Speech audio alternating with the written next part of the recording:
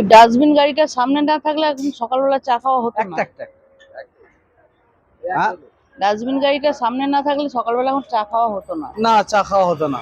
হ্যাঁ ডাস্টবিন গাড়িটার জন্যই চা খাওয়া হলো। হ্যাঁ কিছু কিছু সময় না, হ্যাঁ কিছু কিছু সময় খারাপ জিনিসও ভালো কাজে লাগে, হ্যাঁ।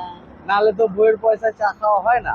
ওই কথা বলো, বইয়ের পয়সা বউ তো ঠিক উসুল করে নেবে। ডিউটি থেকে এসে মানি ব্যাগটা রাখবে, বউ ঠিক বের করে নেবে, কোনো অসুবিধা নেই। অ্যাকাউন্ট ঘুরিয়ে রাখবো, কোনো অসুবিধা নেই।